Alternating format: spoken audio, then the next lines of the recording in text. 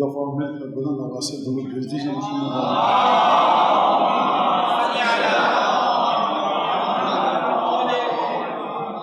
اعوذ باللہ من الشیطان الرجیم بسم اللہ الرحمن الرحیم الحمد للہ الذی جعل الحمد مفتاحا لذکرہ وسببا للمزید من فضلہ ودلیلا علی آلائہ وعظمتہ ثم الصلاة والسلام على عبده وأمين وحيه وخاتم رسله سيدنا ومولانا أبي القاسم محمد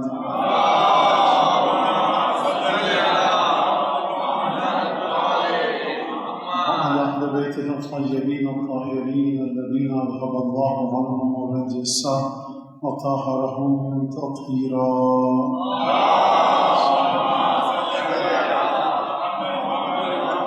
واللعن الدائم على أعدائهم أجمعين أما بعد فقد قال الله الحكيم في كتابه المجيد أعوذ بالله من الشيطان الرجيم الشعراء يتبعهم الغاوون ألم تر أنهم في كل واد يهيمون وأنهم يقولون ما لا يفعلون إلا الذين آمنوا وعملوا الصالحات وذكروا الله كثيرا انتصروا من بعد ما ظلموا درود بھیجے محمد اور محمد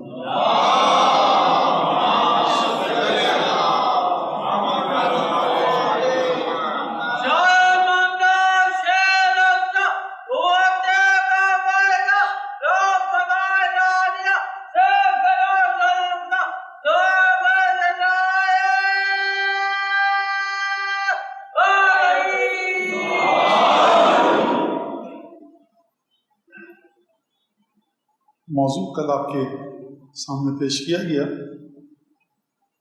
کہ انیس کے ہیں یہاں زیارات معصومین کے آثار یا اثرات، اور ظاہر سی بات ہے کہ یہ موضوع جو ہے تو ویسے اہل بیت کی شان کے سلسلے میں گفتگو، لیکن یہ بھی بتانا مقصود تھا کہ جب ہم کوئی قصیدہ لکھیں یا مدح اہل بیت کریں، مرثیہ لکھیں، تو اس میں ہمیں ان کے فضائل اور مصائب کا ذکر کرنا چاہیے، اور مصائب کا ذکر کرتے کرتے ہم ایسا نہ ہو کہ نعوذ باللہ اہل بیت کی تزدید ہو جائے یا ان کے مقام میں کوئی استخفاف یا خفیف سمجھیں، سبک سمجھیں، ہلکا سمجھیں۔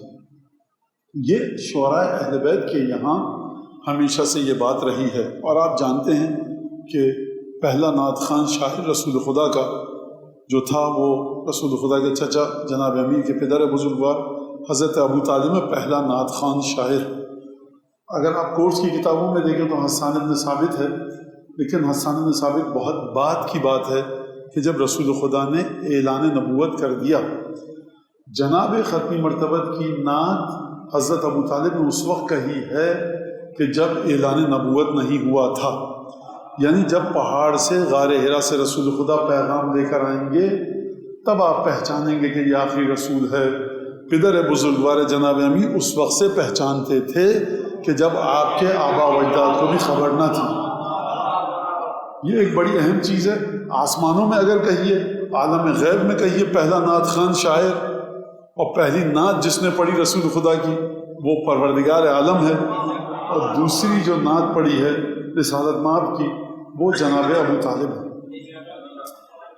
واقعہ یہ ہوا، اب ایک ذرا شاعر کا نام سید ہمیری، دیکھیے یہ وہ شاعر ہیں، ابن سکیت، دیبل، کمیت، سید ہمیری، یہ وہ شاعر ہیں کہ جنہوں نے اہل بیت کی بارگاہ میں آ کر اشعار کہے۔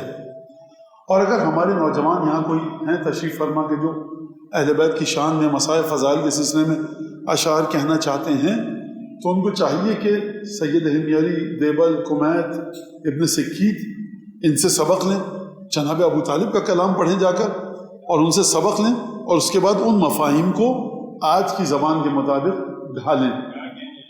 یہ بھی ایک شعبہ ہے، یہ بھی ایک پہلو، اگرچہ میں نے کل کہا کہ ہمارے شعراء نے جیسے ہاتھ، اس پر مرثیہ کا جوش کا نام دیا میں نے، اور انہوں نے بڑے بڑے بھاری بھرکم وزین اور ثقیل مضامین کو مرثیے کے ساتھ جوڑ کر پیش کیا، اور یہ صرف اور صرف اردو ادب میں اس شاعر کو کریڈٹ جاتا ہے اور وہ تحسین اور عقیدت کا مستحق ہے وہ شاعر اہل بیت کہ جس نے فضائل اور مصائب اہل بیت کا ذکر کیا، نہایت سنجیدہ فلسفیانہ اور عقل و شعور پر مبنی منطقی اصولوں کو اہل بیت کے فضائل اور مصائب سے جوڑا۔ اب آپ دیکھیں آگ، یہ کیا مفہوم ہے؟ جوش نے پورا مرثیہ کہہ ڈالا ہے آگ پر، پانی اس پر ایک پورا مرثیہ کہہ ڈالا، موت محمد و آل محمد کی نظر میں اس پر پورا مرثیہ کہہ ڈالا۔ کل جو میں نے ٹکڑا پڑھا تھا آپ کے سامنے، انشراح صدر کی مہندی لگا کر پاؤں میں، یہ جوش کا مرثیہ موجد و مفکر، اس کے پورا ایک مرثیہ۔ موجد یعنی انوینٹر، یعنی جو چیزوں کو انوینٹ کرتا ہے، ایجاد کرتا ہے۔ مفکر یعنی تھنکر، یعنی فلاسفر۔ موجد کا کام کیا ہے، مفکر کا کام کیا ہے، اور پھر اس کے بعد ثابت کیا ہے جوش نے کہ مفکر موجد سے آگے ہے، اور پھر اس کے بعد فکر انسانی کی تشریح کی ہے، اور پھر آ کر فکر انسانی کی معراج قرار دیا اہل بیت کو، امیر المومنین کو، سید الشہداء کو۔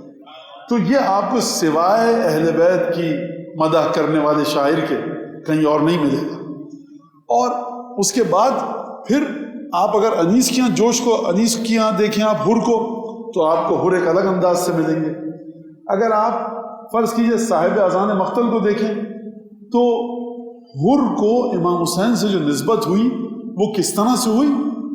میرے خیال سے فارسی اور عربی ادب میں، جو تھوڑا بہت شدبد ہے میری، اور اردو ادب میں کسی نے اس طرح سے جناب حر کے رگ و پے میں امام حسین کی محبت کیسے سما گئی، اس طرح سے گفتگو نہیں کی ہے۔ میں ابھی آپ کے سامنے پیش کرتا ہوں۔ امام حسین کے لشکر کا پانی حر نے پیا۔ سبیل کا پانی پینے سے آپ کیوں ڈرتے ہیں؟ آپ اپنے بچوں سے کہتے ہیں خبردار سبیل کے قریب مت جانا۔ اچھا، مجھے خوشی ہے کہ آپ اس آپ کا مورد خطاب سمجھ گئے۔ تو آپ اس لیے ڈرتے ہیں کہ جہاں سے ہلکا سا روزانہ ایک روشن دان بھی کھلا ہے نا، جہاں سے چمک آ جائے حسین کی، بند کر دو، یہ نسل پوری برباد ہو جائے گی حسین کی محبت میں۔ تو آپ، میں پہلے بھی کہہ چکا ہوں کہ سب، لیکن دوبارہ سن لیجئے کہ تابوت بدعت، علم بدعت، زلجنہ بدعت، سب کچھ بدعت، ٹھیک ہے، نہیں نکالیے۔ رونا فطرت انسانی کا تقاضا، بدعت، اچھا نہیں رو رہے، پھر کیا کریں؟ آپ کار خیر کیجئے امام حسین کے لیے، ٹھیک ہے، تو آپ امام حسین کو ہدیہ کر دیا کیجئے صبح عاشور سورہ یاسین۔ آپ کی نظر میں سب کچھ بدعت ہے تو قرآن تو بدعت نہیں ہے، امام حسین بھی بقول آپ کے ایک مردہ انسان ہے نعوذ باللہ، تو ان کو ہدیہ کر دیا کہ نہیں، ہدیہ بدعت۔ تو امام حسین کو امت مصطفیٰ کے ایک عام آدمی کی طرح سمجھ لیجئے اور ایصال ثواب کر دیجئے۔ آپ یہ بھی نہیں کریں گے۔ کیوں نہیں کریں گے؟ کیونکہ خطرہ ہے کہ اسی سورہ یاسین کے ذریعے خدا نخواستہ حسین کی محبت بچوں کے دل میں نہ آ جائے۔ ہمارے اس کام پہ اعتراض ہٹا دیجیے۔ خیر، بات کہیں سے کہیں چلی گئی۔ تو امام حسین نے اپنے دسترخوان کو مقید اور محدود نہیں کیا ہے، تم کسی طرح سے بھی ہم سے جڑ جاؤ، اور مد مقابل کہہ رہا ہے خبردار کسی بھی طرح سے حسین سے نہ جڑنے پائیں۔ تو یہ سلسلہ دیکھیں کب تک چلتا ہے، اور کیسے جوڑا جائے یہ بھی ایک مسئلہ ہے۔ ان طریقوں کے مطابق امام حسین سے جوڑا جائے کہ جو امام حسین نے بیان فرمائے، ان کے بیٹوں نے، ان کے بچوں نے، یا اس طرح سے کہ جو فکر بشر کا خاصہ ہے، جس طرح سے آج کا انسان چاہتا ہے کہ آپ امام حسین سے جڑیں۔ آج کے بشر کی فکر کی روشنی میں آپ امام حسین سے جڑیں گے، برباد ہو جائیں گے، تباہ ہو جائیں گے۔ امام صادق کے اقوال کی روشنی میں امام حسین سے جڑیں گے، دنیا بھی آباد ہوگی، آخرت بھی آباد ہوگی۔ اور کہاں پر جڑیں، کیسے جڑیں؟ آپ کے سب کے گھر میں کنجی ہے جو شیخ عباس قمی نے آپ کو عطا کی ہے، جس کا نام ہے مفاتیح الجنان۔ پڑھیے جا کے دعاؤں کا ترجمہ۔ بہرحال اب حر نے پانی پیا امام حسین کے لشکر کا، جو کہ امام حسین نے کہا تھا کہ پانی اٹھا لو، میرے الفاظ میں اگلی منزل پر ضرورت پڑے گی۔ دوست کو نہیں پلانا ہے، دشمن کو پلانا ہے۔ اچھا، امام حسین کا پانی پیا۔ اب شاعر کہتا ہے صاحب اذان مقتل کے لب کی تری جو لب سے گلو تک پہنچ گئی، لب کی تری جو لب سے گلو تک پہنچ گئی، ایک لہر تھی جو دل کے سبو تک پہنچ گئی۔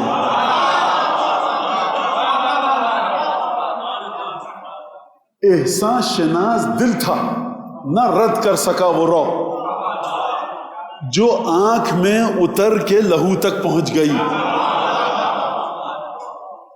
جو آنکھ میں اتر کے لہو تک پہنچ گئی، جاگی لہو میں قدر شہ مشرقین کی.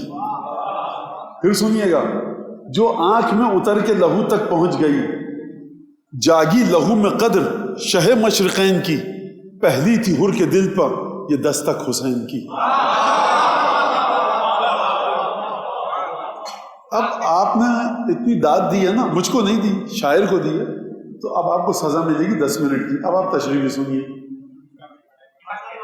شاعر کہہ رہا ہے کہ امام حسین علیہ السلام تمہارے حواس خمسہ میں سے کہیں بھی تم امام حسین سے رابطے میں آ جاؤ، اثر ڈالے گا تمہارے دل پر، تمہارے لہو پر. شروع دوبارہ سے سنیے. لب کی تری جو لب سے گلو تک پہنچ گئی. امام حسین نے پانی پلایا تھا. پانی پیاس کو دور کرتا ہے، سیراب کرتا ہے. لب کی تری جو لب سے گلو تک پہنچ گئی. یہ مت سمجھو کہ حسین کی سبیل کا پانی پی کر صرف پیاس بجھتی ہے. لب کی تری جو لب سے گلو تک پہنچ گئی، اصل میں ایک لہر تھی جو دل کے سبو تک پہنچ گئی. احسان شناس دل تھا نہ رد کر سکا وہ رو. سبیل کا پانی بھی پی لیا تو مسئلہ حل نہیں ہوگا. پہلے یہ بتائیے کہ آپ کا دل احسان کو قبول کرتا ہے یا احسان فراموش ہے، بے مروت ہے یا با مروت ہے. پہلی احسان شناس دل تھا نہ رد کر سکا وہ رو، جو آنکھ میں اتر کے لہو تک پہنچ گئی. پانی تو پیا جاتا ہے ہونٹوں سے، زبان سے، حلق سے نگلا جاتا ہے معدے میں، پیاس بجھ جاتی ہے. یہ آنکھ کی کیا بات ہے؟ یہ آنکھ کہاں سے آ گئی؟ آپ نے دیکھا کسی کو آنکھ سے پانی پیتے ہوئے؟ مسئلہ یہ ہے کہ جب پانی پیو حسین کے لشکر کا اور زیارت کریں آنکھیں حسین کی، دل ہو زندہ، تو جو آنکھ میں اتر کے لہو تک پہنچ گئی. پھر یاد رکھنا، پھر پانی جو حسین ابن علی کے لشکر کا پیا ہے وہ معدے میں نہیں جائے گا. بایولوجیکلی، زیست شناسی، حیاتیات کے مطابق وہ جائے گا معدے میں، لیکن در حقیقت وہ تمہاری روح پر اثر ڈالے گا. جب تم نے ماتم کیا، ہاتھ مارا سینہ زنی کرتے ہوئے کلیجے پر، دل پر، یا حسین کہہ کر، لیکن یہ یا حسین کی جو درد کا احساس ہو رہا ہے، یہ آپ کی جلد احساس نہیں کر رہی ہے، یہ دل زندہ ہو رہا ہے، یہ حسین ابن علی کی محبت بڑھ رہی ہے. لہٰذا آپ خوب توجہ کیجئے کہ فرمایا جو آنکھ میں اتر کے لہو تک پہنچ گئی، جاگی لہو میں قدر شہ مشرقین کی. کیسے؟ چونکہ احساس ذائقہ نے حسین کے پانی کا احساس کیا، ایک قوہ باصرہ نے حسین کے رخ انور کی زیارت کی. دل تھا زندہ. اچھا، دل کیوں زندہ ہو؟ تشریح سن لیجیے پھر آگے بڑھتے ہیں. دل اس لیے زندہ ہو کہ قرآن مجید میں خداوند تبارک و تعالی نے فرمایا ہے کہ دیکھو، ما علمناہ الشعر وما ينبغی لہ ان ہوا الا ذکر. یہ ذکر ہے، یہ قرآن مبین ہے، ہم نے شعر نازل نہیں کیے ہیں. کیوں؟ لینذر من کان حیا ویحق القول علی الکافرین. حبیب، تاکہ تم اس قرآن کے ذریعے ان کو ڈراؤ کہ جن کے دل زندہ ہیں، اور جو کافر ہے وہ کافر نہیں ہے، در حقیقت اس کا دل مردہ ہو چکا ہے. لہٰذا حبیب خدا اگر قرآن کے ذریعے کسی دل میں خوف خدا کو پیدا کریں گے تو شرط یہ ہے کہ اس کا دل زندہ ہو. حر کا دل زندہ تھا، پیا پانی 1000 آدمیوں کے لشکر نے، چھوڑ کے آیا یزید کے لشکر کو صرف حر. وجہ کیا تھی؟ لینذر من کان حیا، یعنی وہ آئے گا جس کا دل زندہ ہوگا. حر کا دل زندہ تھا، جاگی لہو میں قدر شہ مشرقین کی، پہلی تھی حر کے دل پہ یہ دستک حسین کی. لہذا سید حمیری آئے، اور سید حمیری جن کو آئمہ نے کہا تم واقعا سید الشعراء ہو. سید یا نہیں تھے، عمان میں پیدا ہوئے، ماں باپ ناصبی تھے، جناب امیر سے دشمنی رکھتے تھے، صبح و شام برا بھلا کہتے تھے. سید حمیری منع کرتے تھے، تنگ آ کر عمان چھوڑ کے چلے گئے، کوفے میں آ گئے. اور اس کے بعد امام صادق علیہ السلام کی خدمت میں پہنچے، اشعار کہنا شروع کیے. ایک شخص نے آ کر شعر کہا سید حمیری کے سامنے، کہا سرکار میں اصلاح لینے آیا ہوں میرے بقول، اور آپ یہ دیکھیے میں نے شعر کہا ہے آئمہ کی شان میں اور کربلا والوں کی شان میں، آئمہ پر جو ظلم ہوئے تو ذرا آپ بتائیے. اور اس نے شعر کہا کہ قد خربت سقف بیوتکم واسوابکم ارض الاسوابی. اے اہل بیت، آپ کے گھر کی چھت گر چکی ہے، آپ بے آسرا ہو چکے ہیں، بے سر و ساما ہو چکے ہیں، اور آپ کے بدن پر لباس ذلت آ چکا ہے. سید ہمجری نے کہا احاکذا یمدح اہل البیت، کیا اس طرح سے مدح کی جاتی ہے اہل بیت کی؟ تو اہل بیت کی مدح کر رہا ہے یا تذلیل کر رہا ہے؟ لہٰذا ہر شعر جو قصیدے کی محفلوں میں کہا جاتا ہے، ہر سلام، ہر مرثیہ اس قابل نہیں ہے کہ اسے اہل بیت کے مصائب کے ذکر میں شمار کیا جائے. مصائب کا ذکر کیجئے اہل بیت کے، لیکن شان و شوکت کے ساتھ. مصائب کا ذکر کیجئے لیکن وقار کے ساتھ. مصائب کا ذکر کیجئے لیکن بلندی کردار کی جھلکیاں دکھائی دیں. ہاکذا یمدح اہل البیت، کیا تو اس طرح سے ذکر کرے گا اہل بیت کا؟ پھر بتائیے. پھر سید ہمجری نے وہ قصیدہ کہا جو شیخ عباس قمی نے مولا کائنات کی زیارت سے پہلے مفاتیح میں نقل کیا ہے. اقسم باللہ وآلائہ والمرء عما قال مسئول ان علی ابن ابی طالب علی التقى والبر مجبول. سید ہمجری نے کہا دیکھ اب سن مجھ سے میں کیسے کہہ رہا ہوں. کہا قسم کھا رہا ہوں خدا کی اور خدا کی نعمتوں کی. والمرء عما قال مسئول، اور انسان جو کچھ کہتا ہے وہ اس کا ذمہ دار ہے. ان علی ابن ابی طالب، یاد رکھو ابو طالب کا بیٹا علی، علی التقى والبر مجبول، علی کی سرشت کی جو مٹی ہے وہ گوندھی گئی ہے تقوی اور اچھے کاموں کے ساتھ. اور پھر اس کے بعد جنگ بدر کا واقعہ نقل کیا جس میں میکائیل، جبرائیل اور اسرافیل ہزار فرشتوں کے ساتھ اترے جناب امیر کو سلام کرنے کے لیے. اور پھر اس کے بعد یہ پورا واقعہ اس شاعر نے سنا، کھڑا ہوا سید ہمجری کے پاس آیا اور قبلہ بین عینیہ، سید ہمجری کے پیشانی کا بوسہ دیا. کہا کیا کہہ رہے ہیں آپ، خوب توجہ کے ساتھ سنیں. لہٰذا ہم نے کل جناب میر انیس اور زیارات کے اندر، اب اگر آپ آ کر دیکھیں زیارات میں، کل زیارت 27ویں رجب کو جو زیارت پڑھی جاتی ہے اس کے حوالے سے کچھ گفتگو ہوئی تھی کہ جس کے اندر پروردگار عالم نے امام کی زبان سے، ہمارے عقیدے کے مطابق تو امام جو کہہ رہے ہیں وہ خداوند تبارک و تعالیٰ فرما رہا ہے. اور کل میں نے 3-4 طویل زیارت ہے لیکن میں 3-4 الفاظ آپ کے سامنے پیش کیے کہ پروردگار عالم نے جناب امیر مومنین کو وہاں پر جو القاب ہیں، امینک الاوفا، پروردگار علی بن ابی طالب تیرا وہ امانت دار ہے جو بڑا وفادار امانت دار ہے. یعنی کیا مطلب امینک الاوفا؟ خدا آپ کس کے پاس امانت رکھواتے ہیں؟ آپ کسی کے پاس امانت رکھواتے ہیں نا، یہ 10,000 روپے رکھیے اور جب ہمارا بیٹا آئے مانگنے تو پورے کے پورے 10,000 روپے دے دیجیے گا.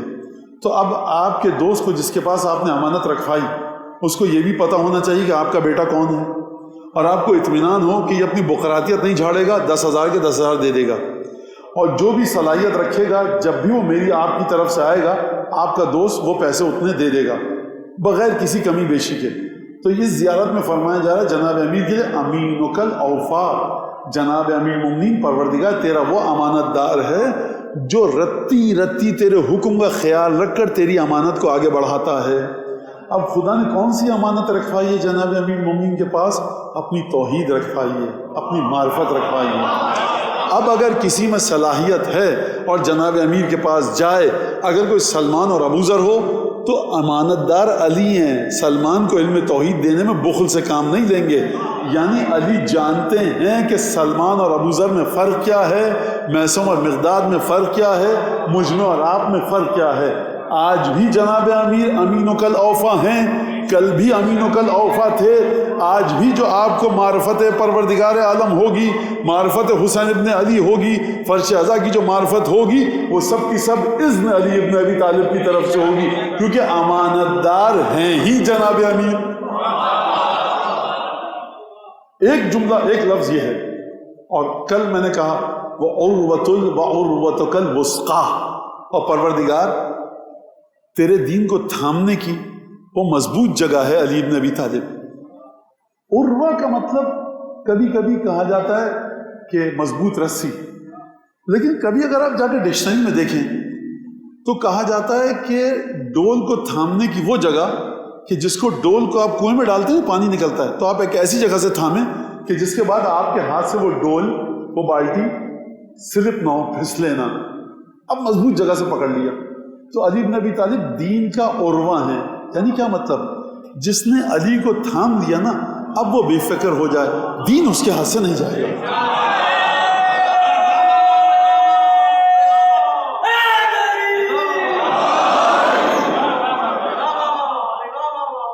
درود دیں ایک دفعہ محمد علی.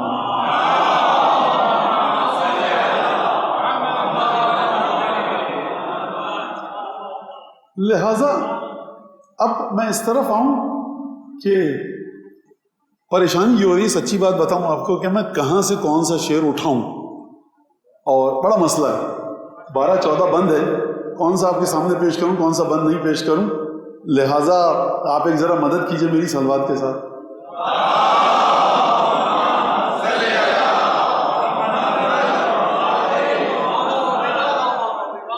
ایک دفعہ اور درود بھیجیے.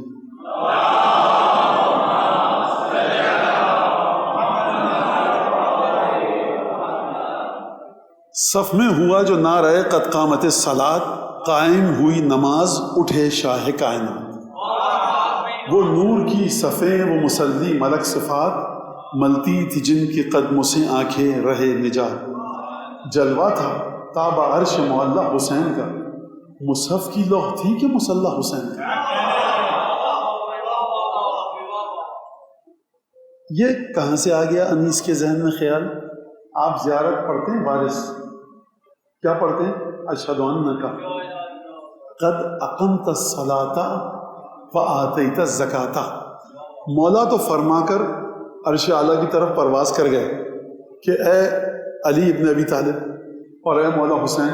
امام سجاد کی زیارت ہے امین اللہ، جس میں جناب امام سجاد نے اپنے جد کو مخاطب کیا کہ کیا فرمایا؟ اشہد انک قد اقمت الصلاۃ. اور زیارت امین اللہ وہ ہے کہ جو آپ ہر امام کے لیے پڑھ سکتے ہیں. لیکن زیارت وارث میں امام حسین کی کچھ صفات ہیں، اس میں سے یہ ایک صفات ہے، آپ سب کو یاد ہے، اشہد انک قد اقمت الصلاۃ. اے مولا میں گواہی دیتا ہوں کہ نماز کو آپ نے قائم کیا. تو بھائی بات یہ ہے کہ نہ آپ نے قلب حسین ابن علی میں جھانک کے دیکھا، نہ آپ اس وقت موجود تھے، آپ کو کیسے پتا کہ حسین ابن علی نے نماز قائم کی؟ یہ ہے وہ ہمارا عقیدہ کہ جس میں آپ حق کو آئمہ کے ذریعے سمجھتے ہیں، حق کے ذریعے آئمہ تک نہیں پہنچتے. اچھا جب بیماری پھیل جائے نا، ہر گلی محلے میں جا کر ٹیکہ لگانا پڑتا ہے. ایک جگہ پہ میں ایک ممبر پہ یہ بات کہہ چکا ہوں اور یہاں دوبارہ دہراؤں گا. بچے نے جو بچے آتے ہیں سوال جواب کرتے ہیں، یہ میرا اپنا واقعہ ہے اور کوئی فرضی کہانی نہیں سنا رہا. بھائی آپ لمبی چوڑی گفتگو ہے، مختصر کر کے بتاؤں. آپ بیٹا امام حسین کو کیوں مانتے ہیں؟ مولانا ہم امام حسین کو اس لیے مانتے ہیں کہ امام حسین حق پر ہیں. تو دیکھو یہ فضول باتیں مت کیا کیجیے. آپ ہیں کون جو امام حسین کو تولیں امام حسین کب حق پر ہیں کب حق پر نہیں ہیں؟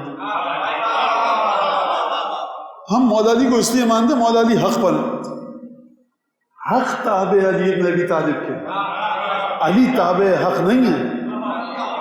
جہاں پر علی ہیں وہاں پر حق. آپ رسول خدا کو عربی نہیں آتی تھی یا آپ کو اچھی عربی آتی ہے؟ فرمایا کہ علی مع الحق والحق مع علی. علی حق کے ساتھ ہے، حق علی کے ساتھ ہے.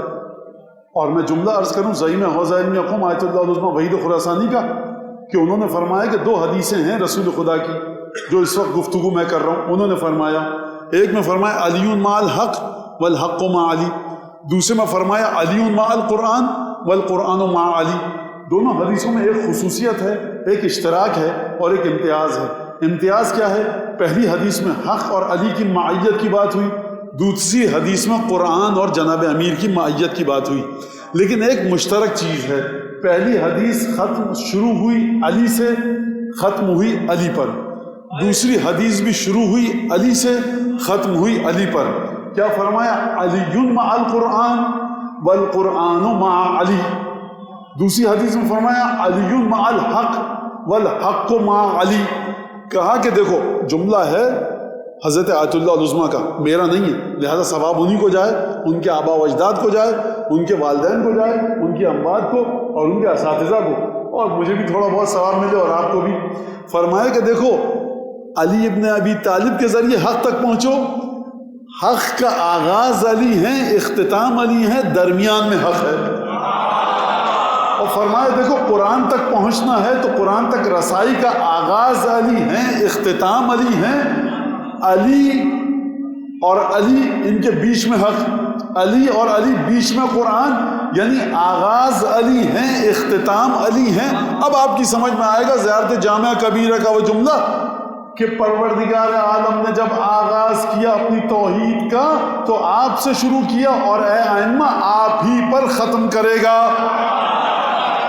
یعنی اگر جناب امیر بتاتے بتاتے گفتگو میں آپ کو رک جائیں کسی آیت کی تفسیر، کسی حدیث کا معنی، تو اب آپ مت کہیے گا یا علی مزید دیجئے، آپ کے لیے یہی تک کا علی، سلمان کے لیے اس سے آگے کا علی، جناب سید الشہداء کے لیے اس سے آگے کا، ابو الفضل عباس کا ایک اور علی. یہ ایک علی ہے، دسیوں علی ہیں. علی ایک ہی ہے، مسئلہ آپ کی ظرفیت اور گنجائش کا ہے. بیٹا پانی دینا.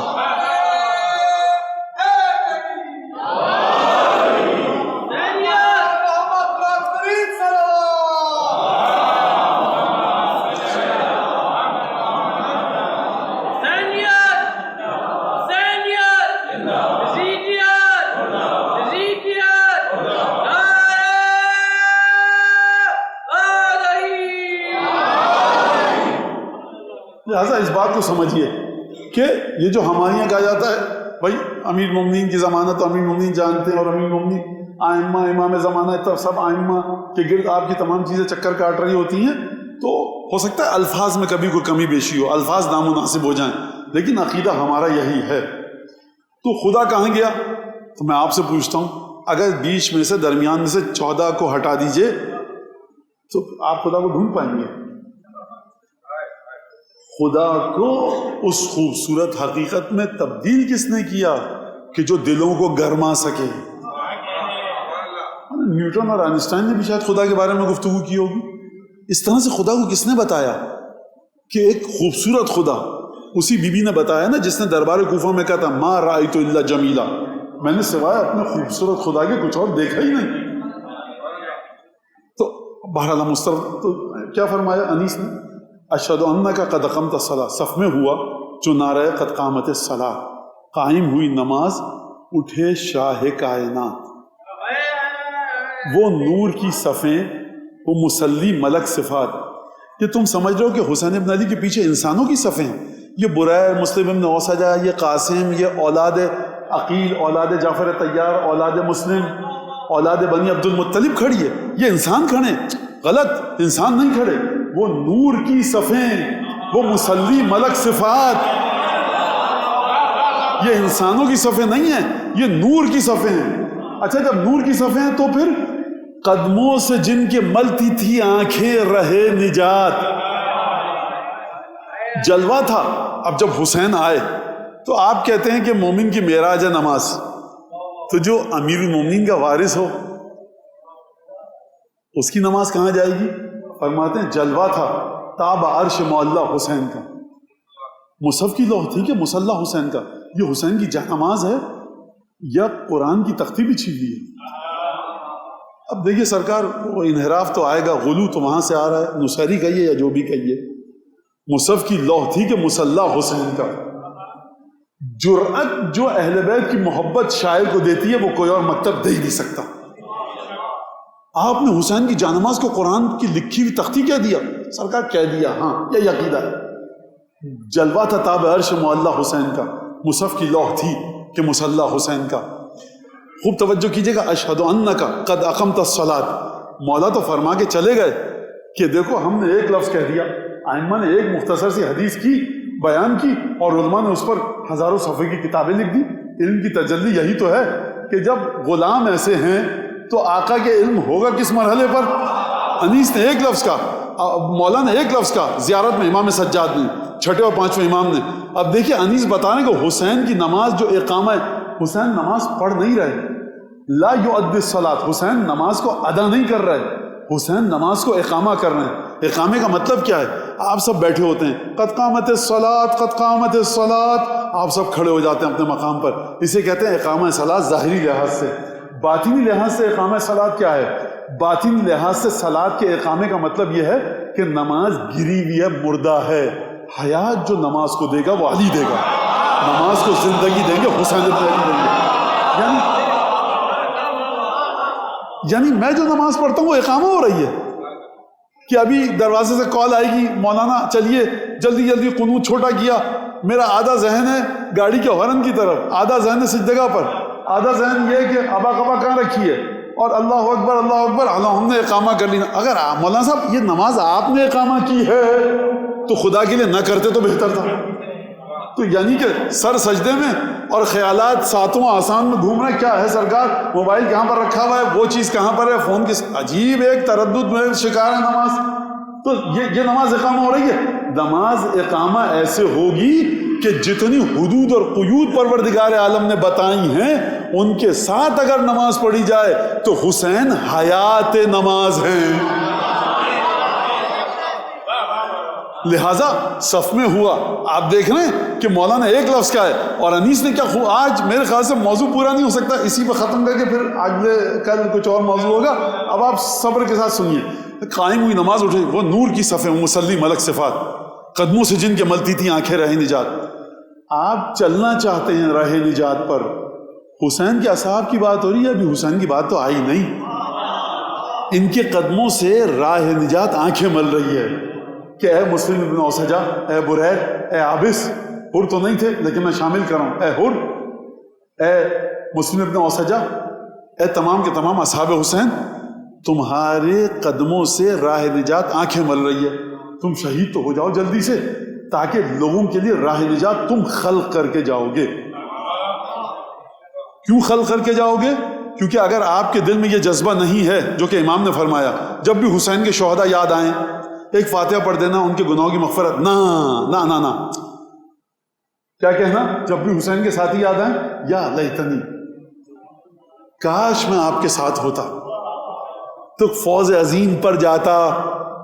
ان کے گناہوں کی مغفرت، یہ نرالے شہید ہے کیا؟ جی نرالے شہید ہیں۔ کتنے نرالے ہیں؟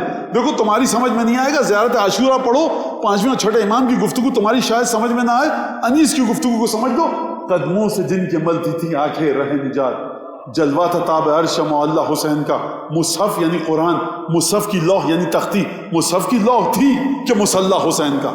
اب سنیے انیس کی خصوصیت بتاؤں۔ انیس بڑا خطرناک شاعر ہے، بڑا خوفناک شاعر ہے اور بڑا خوبصورت شاعر ہے۔ اپنے آپ کو ردیف اور قافیے میں اس طرح سے پھنساتے ہیں کہ پڑھنے والا کہے انیس اگلے شعر میں اس ردیف اور قافیے کی مشکل سے نکلیں گے کیسے؟ اچھا کوئی گیت لکھ رہا ہو، غزل، چاہے زنردان اور رخسار اور زلف و کاکد اور پیشانی اور ابرو اور چشمے آہو کی بات ہو تو کچھ بھی ٹھوک پیٹ کے آپ نکل جائیے۔ یہ اہل بیت کا ذکر ہے۔ انیس کے لیے میدان بڑا محدود ہے۔ اس محدود میدان میں جس طرح سے انیس نے معجزے دکھائے ہیں، خدا انشاءاللہ اہل بیت سے انیس کو اور تمام شعراء اہل بیت کو بہترین اجر عطا فرمائے۔ اب سنیے، آپ کہیں گے اب رہ کیا گیا، بات تو ختم، اب انیس کیا کہیں گے؟ تھوڑی دیر کے لیے 1 سیکنڈ کے لیے رکیے، سوچیے اب انیس نے کیا کہا ہوگا۔ خدا کی قسم میں دعوے سے کہہ سکتا ہوں کہ ہم سب مل کے صبح تک بیٹھے رہیں، نہیں پہنچ سکتے فکر انیس تک کہ انیس نے کیا کہا۔ اب دیکھیے، اب بات ختم ہو گئی نا بھائی، عرش اولا تک پہنچا دیا، مصحف کی لوح تھی کہ مسلح حسین کا، جلوہ تھا تاب عرش معلّہ حسین کا، مصحف کی لوح تھی کہ مسلح حسین کا، وہ نور کی صفیں، وہ مسلی ملک صفات۔ حسین کے پیچھے جو نمازی ہیں، جو شہداء کربلا ہیں، وہ سب کے سب فرشتوں جیسی صفات رکھتے ہیں۔ یہ انسان نہیں کھڑے، یہ نور کی صفیں کھڑی ہیں۔ اب بچا کچھ؟ چلیے انیس کیا کہہ رہے ہیں، فرماتے ہیں قرآن کھلا ہوا کہ جماعت کی تھی نماز۔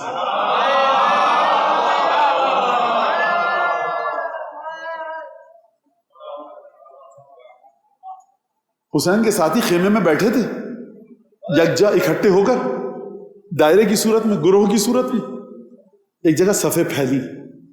جب صفیں پھیلی تو یہ صفیں پھیل نہیں رہی، یہ حسین کے قرآن کے ورق پھیل رہے ہیں۔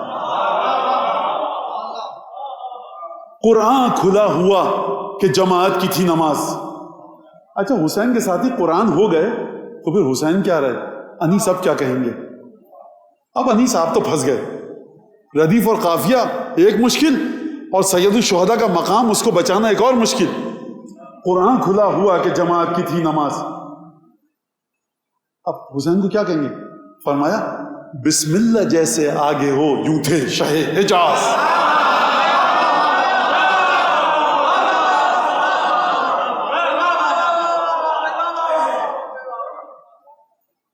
واقعی اس شعر کو پڑھنے کے بعد میرا جی نہیں چاہ رہا کہ میں تقریر کو آگے بڑھاؤں، کس زبان سے آگے بڑھاؤں اور کس دل و جگر سے آگے بڑھوں.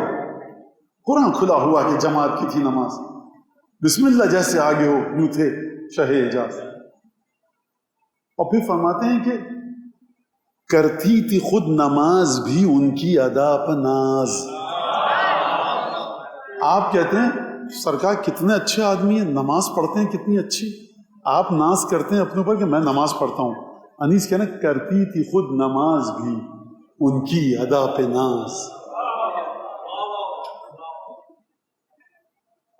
اب یہ شعر بڑا مشکل ہے، تشریح کروں گا میں. کہتے ہیں صدقے سحر بیاس پا بین السطور کی سب آیتیں تھیں مصحف ناطق کے نور کی. جب آپ قرآن لکھتے ہیں تو قرآن کی 2 سطروں کے درمیان سفید جگہ چھوڑی ہوتی ہے کہ نہیں ہوتی؟ اور جہاں پہ قرآن کی آیتیں لکھی اس سے کیا ہوتی ہے؟ سفیدی کہاں ہوتی ہے؟ 2 سطروں کے بیچ میں، 2 لائنوں کے بٹوین، 2 لائنوں کے درمیان سفید جگہ ہوتی ہے، اوپر سے آئی نیچے سے آئی. کہتے ہیں کہ صدقے سحر بیاس پہ بین السطور کی. اب حسین نماز پڑھ رہے ہیں، نماز کے بعد دھیرے دھیرے فجر صادق کی روشنی آ رہی ہے، تو افق پر جو سفیدی نکل رہی ہے نا وہ قربان ہو رہی ہے حسین کی صفوں کے درمیان والی سفیدی پر. صدقے سحر بیاض یعنی سفیدی پر، کس کی؟ بین السطور کی، ایک صف اور دوسری صف. اس میں جو جگہ چھوٹی ہوئی ہے نا یہ اسی طرح سے جس طرح سے قرآن کی 2 لائنوں کے بیچ میں جگہ چھوٹی ہو. انیس یہ کیسے کہہ دیا آپ نے؟ یہ تو آج کا بچہ کہے گا کفر ہو گیا، کیونکہ سب سے زیادہ بری طریقے سے حلق میں اٹک جاتی ہے چیز وہ فضائل اہل بیت تو ہیں، باقی آپ کچھ بھی کہتے رہیے کوئی روکنے ٹوکنے والا نہیں ہے. تو آج کا نوجوان تو پریشان ہو جائے گا، وہ کہے گا انیس نے عجیب فضول باتیں کی ہیں اور اس میں کوئی مقصدیت نظر نہیں آ رہی. آپ کوئی کام کی بات تو کرتے، سرکار کام کی بات کر رہے ہیں انیس، تم کو قریب کر رہے ہیں. اشہد انک قد اقمت الصلاۃ کے اس کے قریب کر رہے ہیں. کل میں نے آپ سے کہا تھا نا وہ مظلوم اور صابر ہمارا امام گھوڑے پہ بیٹھا گیا، مرحب سے لڑا، 4 انگلیاں گاڑی، دروازہ اکھیڑ دیا. لیکن شاعر آ کر کہتا ہے کہ پتھر پہ علم دین کا گاڑا کس نے. شاعر آپ کو صدیوں کے پردوں کو چاک کر کے جنگ خیبر کے میدان میں لے جاتا ہے. یہ ہے شاعر کا کمال. لہذا صدقے سحر بیاس پا بین السطور کی، یہ کیسے تم ملا رہے ہو؟ قرآن کی آیتوں کے درمیان جو فاصلہ ہوتا ہے حسین کے اصحاب کے درمیان فاصلہ ہے، یہ کیسے ہو گیا؟ مماثلت کیا ہے؟ فرماتے ہیں صدقے سحر بیاس پا بین السطور کی، کیونکہ سب آیتیں تھی مصحف ناطق کے نور کی. حق ہے آپ کو، مشکل شعر ہے، کیونکہ یہ جو صفحے ہیں نا یہ صفحے نہیں ہیں. قرآن ناطق آگے کھڑا ہے، یہ اس کی آیتیں ہیں.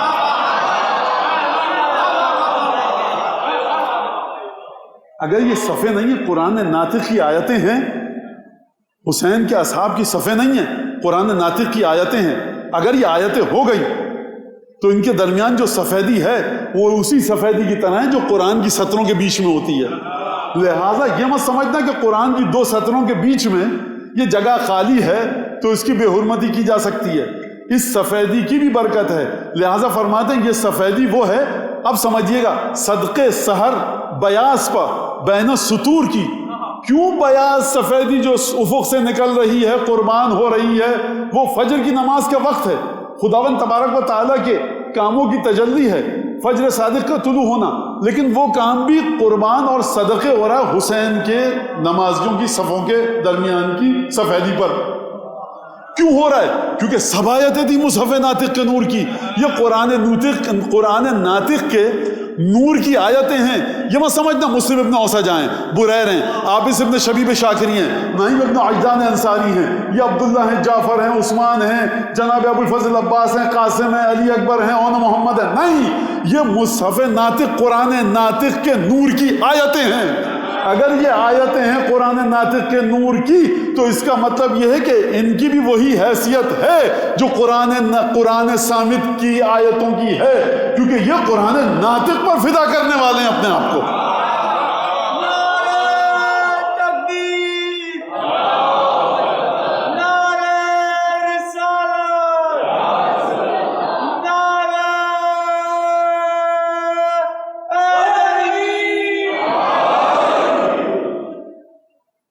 اشہد انک قد اقمت الصلاۃ، اب فرماتے ہیں اب کیا ہو گیا؟ حسین کھڑے ہو گئے، اقامت کس نے دی؟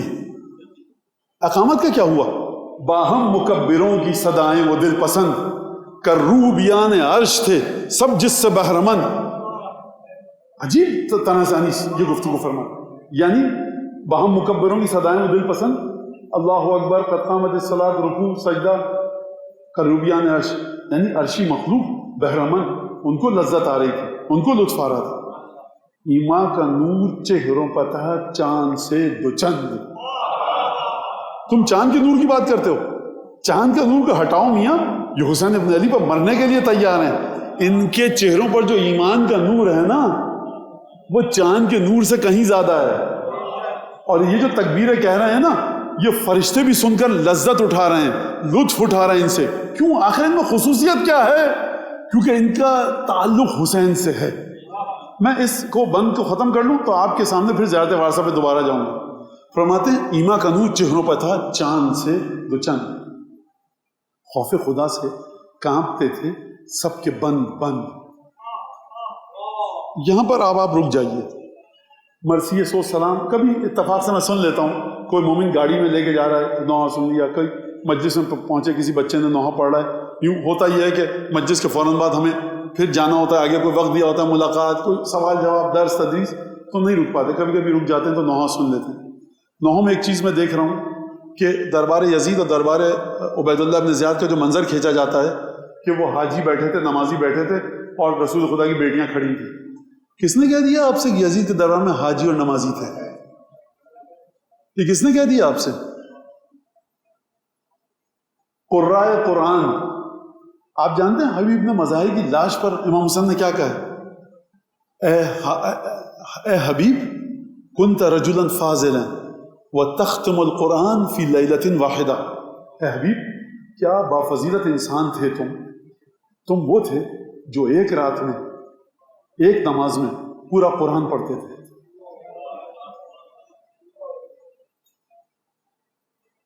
جب کوفے میں کسی پہ شبہ ہوتا تھا عبید اللہ بن زیاد کے دور میں، مقاتل میں یہ بات موجود ہے، مسلم ابن اوسجہ یا بریر حمدانی کو جب رپورٹ کی گئی کہ چیک کرو یہ حسین کا چاہنے والا ہے، شیعہ ہے کہ نہیں ہے، اس نے کہا لگتا ہے کہ یہ حسین کا ساتھی ہے، کیونکہ جس طرح سے کثرت کے ساتھ مسجد کوفہ میں یہ نماز اور دعا اور قرآن پڑھ رہا ہے، یہ علی بن ابی طالب کے شیعوں کی خصوصیت ہے۔ کیوں وہ جو خصوصیت آپ کے مولا نے آپ کو دی ہے وہ دوسروں کے سر آپ باندھ رہے ہیں؟ یہ شاعر سمجھتا ہے کہ خود اس کا قرآن سے، نماز سے، دعا سے واسطہ نہیں ہے، تو سمجھتا ہے کہ وہ دوسرے۔ سرکار کیا بات کر رہے ہیں آپ؟ حسین ابن علی کے لشکر میں یہ وہ لشکر نہیں ہے۔ جب مسلم ابن اوسجہ یا بریر آئے تو یہ لشکر یزید سے نعرہ بلند ہوا کہ ہم اس پر کیسے حملہ کریں، یہ تو کوفے کا قاری ہے۔ آپ کیا کہتے ہیں؟ مولانا یہ ہمارے امروہہ سوسائٹی کے نوحہ خانے ہیں، 5 بچے، 5 ہیں صرف یہاں نوحہ خان، 50 ہوں گے، 100 ہوں گے، یہ بڑے نمایاں ہیں، بڑے اچھا نوحہ پڑھتے ہیں، لوگ ان کے نوحوں کو مولانا کہ ہمارے اس سوسائٹی کے سوسخان ہیں، یہ 10 15 5 بچے بزرگ، یعنی یہ بڑے نمایاں ہیں۔ کوفے کا بہت بڑا شہر تھا، اس میں بریر اور مسلم بن اوسجہ جیسے لوگ، ان کو کوفے کا قاری کہا جاتا تھا۔ نماز گزار تھے، متقی تھے، عابد و زاہد تھے، پارسا تھے۔ خوب توجہ کیجیے گا اس بات پر۔ لہٰذا باہم مکبروں کی صدائیں وہ دل پسند، ایمان کا نور چہروں پر تھا چاند سے دو چند، خوف خدا سے کانپتے تھے سب کے بند بند، خم گردنیں تھی سب کی خضوع اور خشوع میں، سجدوں میں چاند تھے، مہینوں تھے رکوع میں۔ سجدوں میں چاند تھے، سجدوں میں آپ کا بدن گرد ہو جاتا ہے، اور چاند جو ہوتا ہے پہلی تاریخ کا نہیں، 14ویں کا پورا گول ہو جاتا ہے۔ سجدوں میں چاند تھے، مہینوں تھے رکوع میں۔ یہ پہلی کا چاند لگ رہے تھے جب رکوع کرتے تھے، رکوع کرتے ہیں تو آپ کا بدن خمیدہ ہوتا ہے، پہلی تاریخ کے چاند۔ اب یہ اصحاب کی بات کی ہے انیس نے۔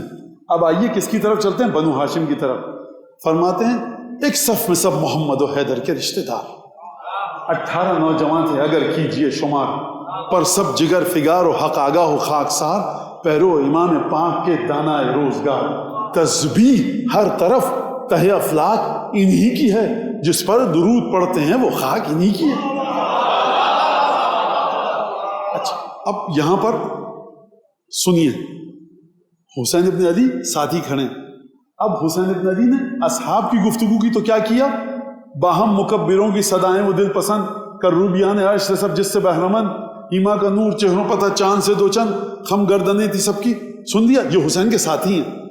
اگر حسین کے ساتھیوں کے ساتھ اولاد عبد المطلب اور جناب عبد المطلب اور جناب ہاشم کا خون جن کی رگوں میں دوڑ رہا ہے، اگر ان کو بھی اصحاب کے ساتھ انیس ذکر کر دیں تو یہ سید الشہداء اور ان کے خاندان کی تعریف کا حق ادا نہیں ہوگا۔ نمک کا حق اس وقت ادا ہوگا جب فاطمہ اور فاطمہ بنت اسد اور خدیجہ کی اولاد کا علیحدہ تذکرہ کیا جائے، اصحاب کا علیحدہ، رعایا کا علیحدہ، شہنشاہ خاص و عام کا علیحدہ۔ جس طرح زیارت وارثہ نے آ کر پہلے مولا حسین کو مخاطب کیا، پھر انصار کو مخاطب کیا، پھر شہزادہ علی اکبر کو مخاطب کیا، پھر اس کے بعد آپ جناب مولا عباس کی زیارت پڑھتے ہیں۔ انیس اسی سیکوینس کے ساتھ چل رہے ہیں۔ بنیاد کس کو بنایا انیس نے؟ اشہد انک قد اقمت الصلاۃ کو بنیاد بنایا۔ کہا دیکھو یہ جو اس معراج پر پہنچے ہیں نا، یہ فاطمہ اور حسن اور حسین اور علی اور رسول کی محبت کی وجہ سے پہنچے ہیں۔ ایک طرف مومن پرواز کرتا ہے نماز اور عبادت کے ذریعے، اور دوسری طرف پرواز کرتا ہے مودت کے ذریعے۔ اگر مودت والا بازو شکستہ ہو جائے پرندہ گر پڑے گا، عبادت والا بازو شکستہ ہو جائے پرواز نہیں کر پاؤ گے۔ بنیاد ہے مودت اہل بیت، اسی مودت سے مدد لے کر عبادتوں والے پر کو ہلاؤ، مودت کے پر کے ساتھ۔ اشہد انک قد اقمت الصلاۃ وآتیت الزکاۃ وامرت بالمعروف ونہیت عن المنکر۔ اب چلیے دوبارہ انیس کیا فرما رہے ہیں؟ باہم مکبروں کی صدائیں وہ دل پسند۔ یہ کس کی گفتگو ہو رہی ہے؟ یہ گفتگو ہو رہی ہے مولا حسین کے اصحاب کی۔ اب چلیے کس کی طرف؟ ایک صف میں سب محمد و حیدر کے رشتہ دار، 18 نوجوان تھے اگر کیجئے شمار، پر سب جگر فگار، حق آگاہ و خاکسار، پیرو امام پاک کے دانہ روزگار۔ اب کیا فرما رہے ہیں؟ تسبیح ہر طرف تہ افلاک انہی کی ہے۔ ارے جو عبادت تم اللہ اکبر پڑھتے ہو سبحان اللہ ہے تو ذکر خدا کا، لیکن یہ تسبیح باقی کیسے بچی؟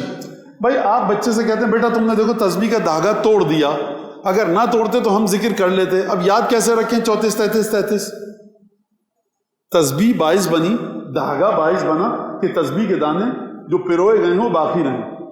حسین کے ساتھی باعث بنے کہ وہ تسبیح جو سیدہ کی تھی باقی رہے۔ تسبیح ہر طرف تہ افلاک انہی کی ہے، جس پر درود پڑھتے ہیں وہ خاک انہی کی ہے۔ اب کہتے ہیں دنیا سے اٹھ گیا وہ قیام اور وہ قعود۔ اب حسین جیسے ساتھیوں کی مولانا ہم بھی کوشش کریں تو ہم بھی مسلم ابن اوسجہ بن سکتے ہیں۔ ارے خاک ہو تمہارے منہ میں میاں، کیا باتیں کر رہے ہو؟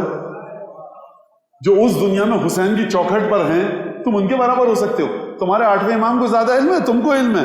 تمہارا 8واں امام فرما رہے کہ جب بھی حسین کے اصحاب یاد آئیں تمنا کرنا، آرزو کرنا کس کی؟ پروردگار ان کے گناہ بخش دے۔ نہ، خام خیالی کو چھوڑو، آرزو کرنا کہ کاش ہم بھی ان کے ساتھ ہوتے۔ یہ اپنا رسول اللہ، یہ تو معصوم تھے۔ سرکار آپ انیس کو پڑھ لیجیے، زیارت نہیں سمجھ آئے تو انیس کو پڑھ لیجیے۔ فرمایا دنیا سے اٹھ گیا وہ قیام اور وہ قعود، ان کے لیے تھی بندگی واجب الوجود۔ طاعت میں نیز جانتے تھے اپنی ہست و بود، طاقت نہ چلنے پھرنے کی تھی ہاتھ پاؤں میں، گر گر کے سجدے کر گئے تیغوں کی چھاؤں میں۔ اب اس پہ تشریح کرنے کا وقت نہیں ہے، اور فرماتے ہیں ہاتھ ان کے جب قنوت میں اٹھے سوئے خدا، خود ہو گئے فلک پہ اجابت کے باب واہ، تھرایا آسمان ہلا عرش کبریا، شہپر تھے دونوں ہاتھ پے طائر دعا۔ اس کا معنی سمجھ لیجیے، شہپر کا مطلب کیا ہے؟ کوئی پرندہ اڑتا ہے تو اپنے پروں کے ذریعے اڑتا ہے۔ کہتے ہیں کہ ان کو ضرورت نہیں ہے کہ یہ کسی جگہ ہماری دعا کے لیے آمین کہو، کیونکہ ان کے جو دونوں ہاتھ ہیں نا در حقیقت یہ ان کی دعاؤں کا پر ان کے دونوں یہی ہاتھ ہیں. خدا کی بارگاہ میں ان کی اتنی منزلت ہے کہ جو یہ دعا مانگیں گے نا خود بخود خدا بغیر کسی آمین کے پوری کرے گا. پروردگار یہ کیسے؟ کیا یہ 14 معصومین میں ہیں، 12 اماموں میں؟ کہا کہ نہیں، ہم تم نے کہا تو سنا تو سب آیتیں تھیں مصحف ناطق کے نور کی. یہ اس طرح حسین ابن علی سے جڑے ہیں. وہ علی الارواح التي حلت بفنائک، یہ دنیا میں حسین کے ساتھ تھے، آخرت میں جنت میں نہیں ہے، حسین کی چوکھٹ پر ہے. جب یہ اس طرح حسین سے جڑ گئے تو شہپرتے دونوں ہاتھ پہ طاہر دعا. یہ خاک سار محو تضرعات فرش پر روح القدس کی طرح دعائیں تھیں عرش پر. اب آپ سنیے، بس آخری بند ہے، اس کے بعد میں مسائل کی طرف آؤں گا اور ایک آدھ شاید اشارہ اور کر دوں. فرمایا فارغ ہوئے نماز سے جب قبلہ انام. قبلہ انام کا مطلب کیا ہے؟ کائنات کی تمام مخلوق کا قبلہ. نماز آپ کہاں منہ کر کے پڑھتے ہیں؟ خانہ کعبہ کی طرف. وہ خانہ کعبہ ہے ایک اور فلسفے کے تحت حسین ابن علی کائنات کی مخلوق کا قبلہ. فارغ ہوئے نماز سے جب قبلہ انام، آئے مصافحے کو جوانان تشنکان. چومے کسی نے دست شہنشاہ خاصوام، آنکھیں ملی کسی نے قدم پا با احترام. سمجھ رہے ہیں آپ حسین ابن علی کے نمازی کیسے ہیں؟ بھائی نماز پڑھ لی، اب حسین ابن علی تو ہماری طرح کے انسان ہے نہیں. کوئی قدموں سے آنکھیں مل رہا ہے، کوئی مصافحہ کر رہا ہے، کوئی ہاتھ چوم رہا ہے، کوئی قدم چوم رہا ہے. یہ نماز پڑھ کے چکے ہیں، لیکن ان کی معرفت امامت یہ ہے کہ اپنے آپ کو نماز پڑھنے کے بعد بھی امامت سے غافل مت سمجھو. یہ ہے وہ مرحلہ مودت اور اعمال صالحہ کا. ہم نماز پڑھتے ہیں، بس مودت جیسی بھی ہو چل جائے گی. نہ نماز میں کمی بیشی کرو، نہ مودت اہل بیت میں کمی بیشی کرو. مودت بھرپور نماز کی طرف لے کے جاتی ہے اور بھرپور نماز بھرپور مودت اہل بیت کی طرف لے کر جاتی ہے. ہو ہی نہیں سکتا کہ جو چیز وجود حسین ابن علی سے نکل کر آئے وہ حسین کے علاوہ کہیں اور لے کر جائے. نماز وجود حسین ابن علی سے نکل کر آئی ہے. چومے کسی نے دست شہنشاہ خاص و عام، آنکھیں ملی کسی نے قدم پا بے احترام، آئے مصافحے کو جوانان تشنکام. اب سنیے گا بند ختم اس کے بعد کہ کہتے ہیں کیا دل تھے، کیا سپاہ رشید و سعید تھی. دل یعنی لشکر. کیا لشکر تھا حسین کا، اور کیا رشد و ہدایت کے مرحلے پر تھے. کتنے خوش قسمت تھے جب حسین سے مصافحہ کر لیا، حسین کے پیر چوم لیے اور حسین ابن علی کے ہاتھ چوم لیے. تو کہتے ہیں کیا دل تھے، کیا سپاہ سعید و رشید تھی. اب ایک دوسرے سے گلے مل رہے ہیں. یہ گلے کیوں مل رہے ہیں؟ باہم معانقے تھے کہ مرنے کی عید تھی. یہ مرنے کی عید کیا مطلب؟ بھائی مر رہے ہیں حسین کی نصرت میں، شکر کرو خدا کا. اب یہ کہاں ملتا ہے آپ کو؟ یہ وہاں ملتا ہے اس سے پہلے 20 برس پہلے واقعہ کربلا سے مسجد کوفہ میں جس ہستی نے آواز لگائی تھی نا، فزت ورب الکعبہ، یہ اسی کے ماننے والے ہیں. ایک درود پڑھیے محمد آل محمد.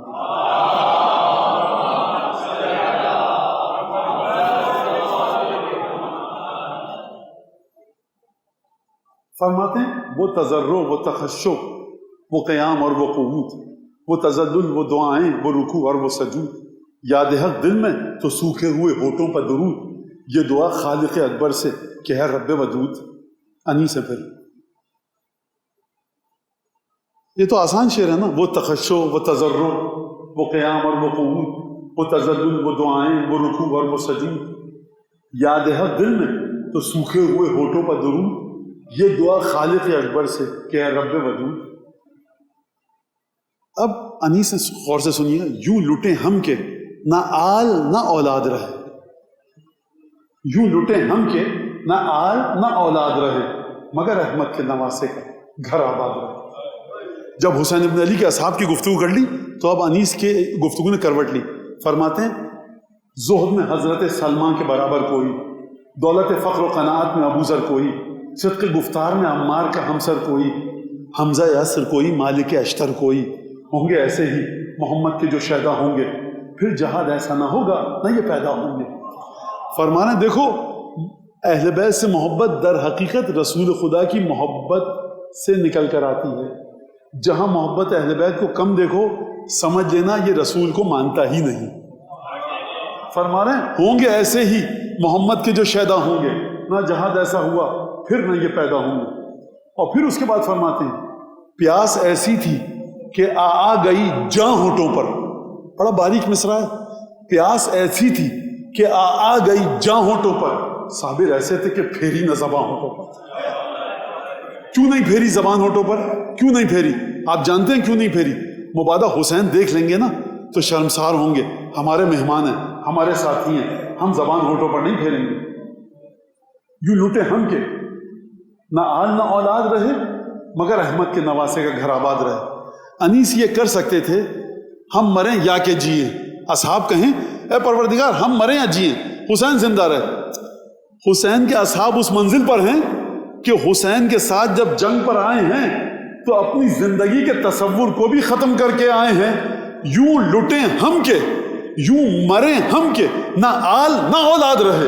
پروردگار ہم کیا، ہمارے بچے مر جائیں، بیویاں مر جائیں، آل اولاد سب مر جائیں مگر احمد کے نواسے کا گھر آباد رہے. پروردگار ہم آئے ہیں تیرے محمد مصطفیٰ کے گھر کو بچانے کے لیے. ہم چاہتے ہیں ہم سب مر جائیں، محمد مصطفیٰ کے گھر آنے پر کوئی گزند نہ آئے. یہ محبت کی وہ معراج ہے. اب چلیے دوبارہ زیارت وارث کی طرف. السلام علیکم یا انصار دین اللہ، السلام علیکم یا انصار رسول اللہ، السلام علیکم یا انصار امیر المومنین ولی اللہ، السلام علیکم یا انصار فاطمہ الزہرا سیدۃ نساء العالمین، السلام علیکم یا. اس کے بعد آپ کیا کرتے ہیں؟ اے سلام تم پر اے حسین ابن علی کے انصار، حسن مجتبیٰ کے انصار. انہوں نے حسین کی مدد کی، پنجتن میں سب کی مدد کی. کیوں کی؟ کیونکہ ان کا تصور یہ ہے کہ جہاں پر وارث پنجتن ہے ہم مٹ جائیں لیکن پنجتن کا گھر آباد رہے. مدد کی ہے حسین کی. آپ پکار کر کہہ رہے ہیں کہ انہوں نے پنجتن کی مدد کی، انہوں نے آئمہ کی مدد کی. کیوں کی؟ جذبہ یہ تھا کہ ہم ختم ہو جائیں. اس جذبے کا ذکر کہاں پر ملتا ہے؟ اس جذبے کا ذکر آپ کو زیارتوں میں وہاں پر ملتا ہے جہاں آپ اپنے معصوم سے مخاطب ہو کر کہتے ہیں بے ابی انت و امی، پروردگار میرے ماں باپ قربان میرے آئمہ پر، میرا مال قربان، میری جان قربان، جو چیز مجھ سے متعلق ہے وہ سب کی سب چیزیں قربان. ارے کیوں قربان کر رہے ہو؟ ہم یہ چاہتے ہیں کہ اہل بیت کا نام باقی رہے، سب کچھ دنیا سے مٹ جائے، اہل بیت کا نام باقی رہے. جب جذبہ یہ تھا تو زیارت وارثہ میں آپ کیا پڑھتے ہیں؟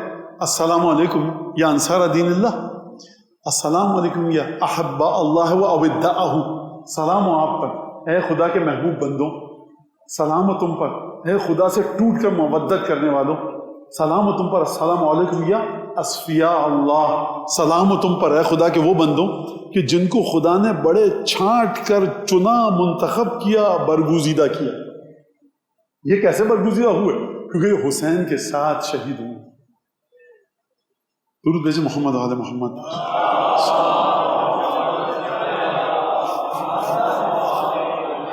ایک دفعہ اور درود بھیج دیجیے.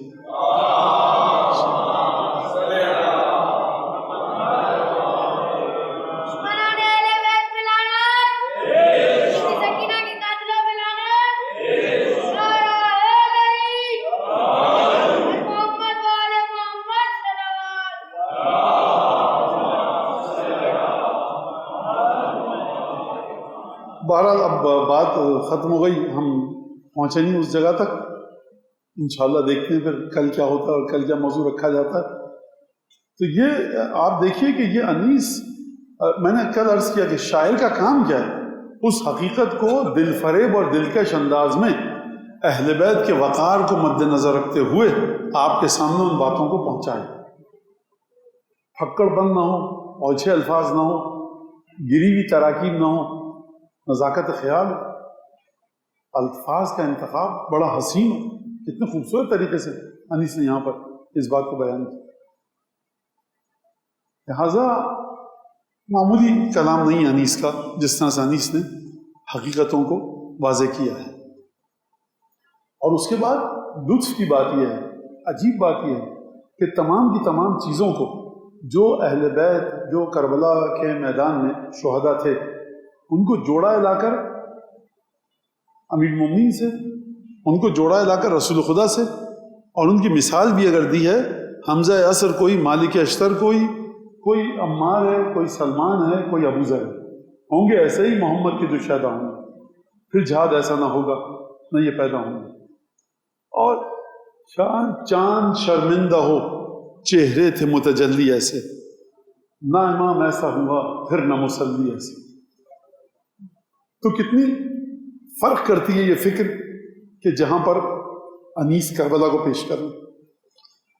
اور انیس بڑے ایک نمائندہ شاعر ہیں ہمارے، اسی طرح سے جوش ملی آبادی ایک نمائندہ شاعر ہیں، لیکن دونوں کی فکر میں ایک جگہ ٹکراؤ اور تصادم نظر آتا ہے. انیس کربلا کو 61 ہجری میں رکھنا چاہتے ہیں، جوش 61 ہجری کے بعد آگے لانا چاہتے ہیں. اب صحیح کون ہے غلط کون ہے یہ پھر کسی وقت، لیکن یہ ٹکراؤ ہے. اور یہ ٹکراؤ حل کیسے ہوگا؟ نہ آپ کی عقل کے ذریعے حل ہوگا، نہ میری عقل کے ذریعے. یہ حل ہوگا تو پانچویں اور چھٹے امام کے ارشادات کی روشنی میں کہ انیس غلط ہیں کہ جوش غلط ہے، اور کس طرح سے کربلا کو 2023 تک لایا جائے یا نہ لایا جائے. احادیث معصومین کیا کہتی ہیں؟ جو کہتا ہے کہ کربلا آج کی کربلا ہے، ایک تھی 20 سال پہلے کی کوئی کربلا، ایک 10 سال بعد کی کوئی کربلا، ایک آج کا علی اکبر، ایک کربلا کا علی اکبر. یہ بات احادیث معصومین کی روشنی میں مستند و معتبر ہے یا نہیں؟ سوال تو کرنے کا حق ہے، اس سوال کو اپنے ذہنوں میں رکھیے گا. میں اب اس موضوع کی طرف جانا نہیں چاہتا، لہٰذا ایک واقعہ پڑھ کے میں مسائل کی منزل سے گزر جانا چاہتا ہوں.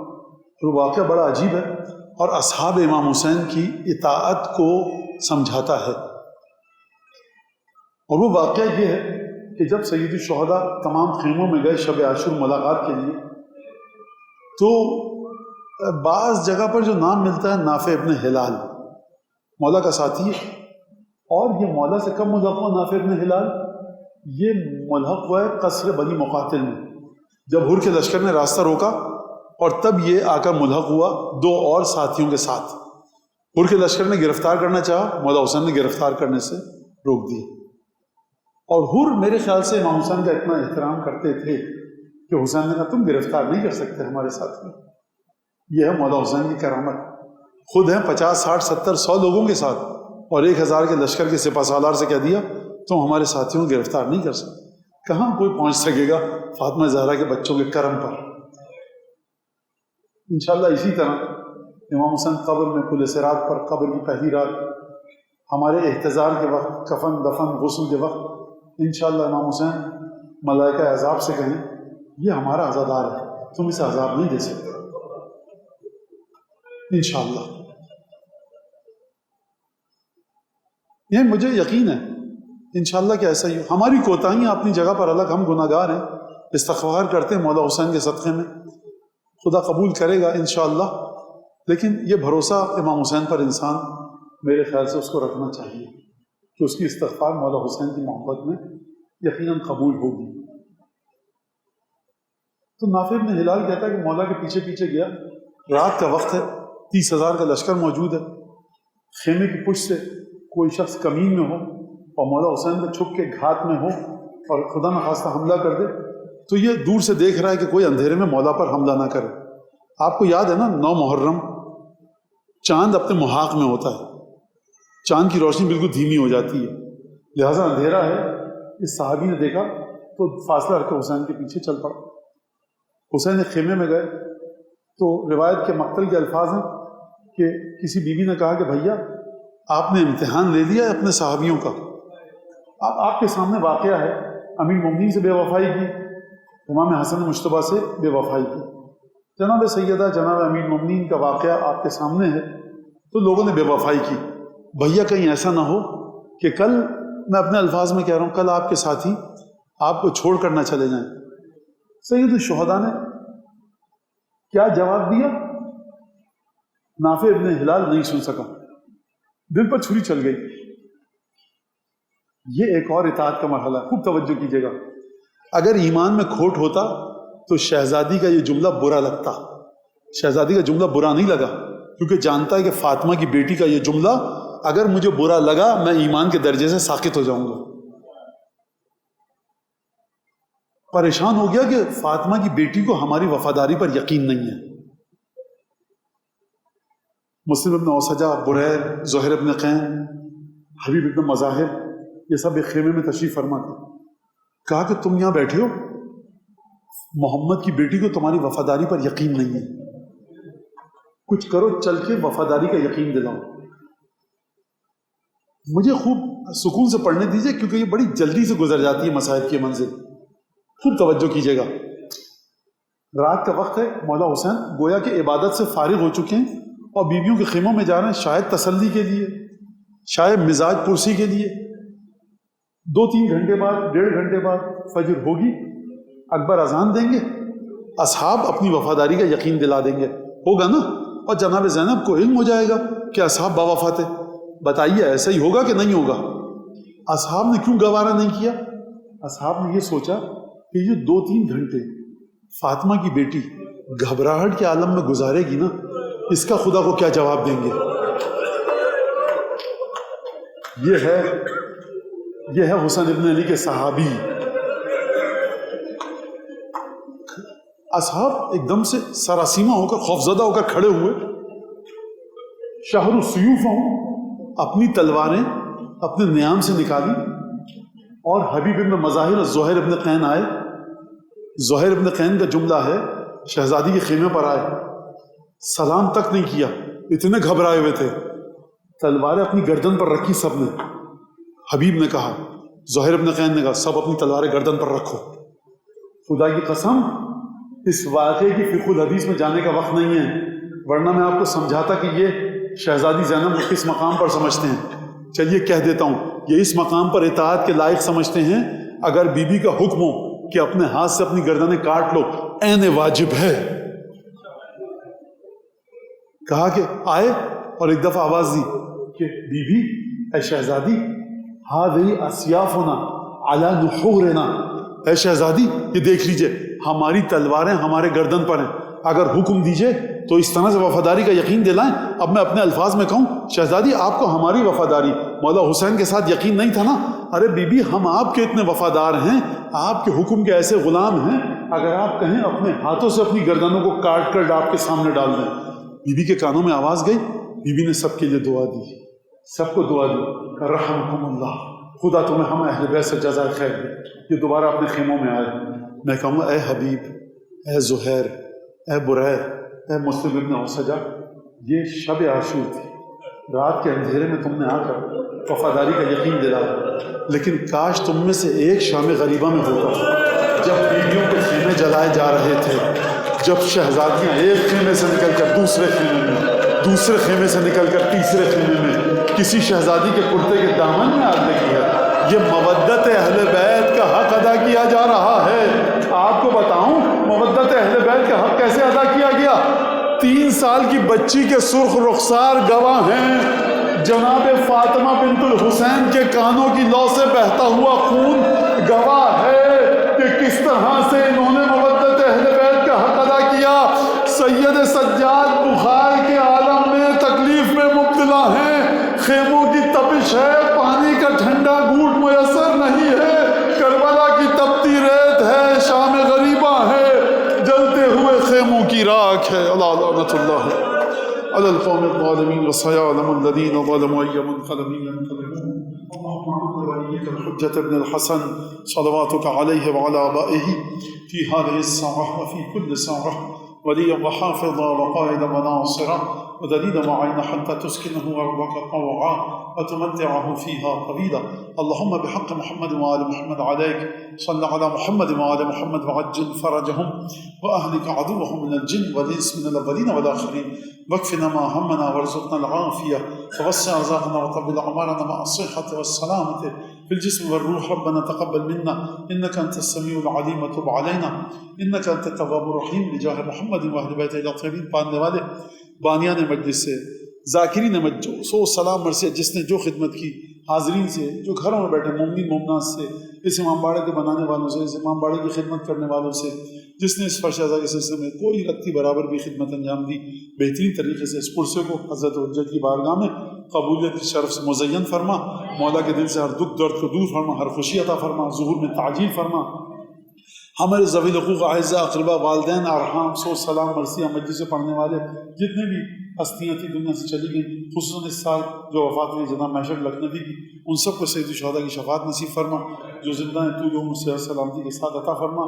جن جن مومنین مومنات نے مجھ سے آپ سے دعا کی درخواست کی ہے، جو لوگ تنگ دست ہیں، نادار ہیں، قرض دار ہیں، پریشان حال ہیں، بے اولاد ہیں، بے روزگار ہیں، مشکل میں گرفتار ہیں، گھبراہٹیں ہیں، پریشانیاں، پروردگار تجھے جناب زینب کی گھبراہٹ اور پریشانی کی قسم دیتے ان کی تمام پریشانیوں کو دور فرما۔ جو مومن مومنہ کوئی حاجت لے کر یہاں دل میں بیٹھا ہے، پروردگار تو علام الغیوب ہے، اس کی حاجتوں کو پورا فرما۔ مجھ سے اور آپ سے SMS واٹس ایپ کے ذریعے جن جن لوگوں نے پیغام دیے التماس دعا کے لیے، پروردگار ان سب کی نیت کر کے ان کی نیابت میں دعا کرتے ہیں، پروردگار ان سب کی دعاؤں کو قبول فرمائیں۔ دعاؤں کی قبولیت کے لیے، اپنے مرحومین و مرحومات کی مغفرت کے لیے، بانیان مجلس کے مرحومین و مرحومات کی مغفرت کے لیے، اس معمار کے جس نے بنوایا، اس امام باڑے میں جو خدمت کر رہے ہیں ان کے مرحومین و مرحومات کی مغفرت کے لیے بلند آواز سے درود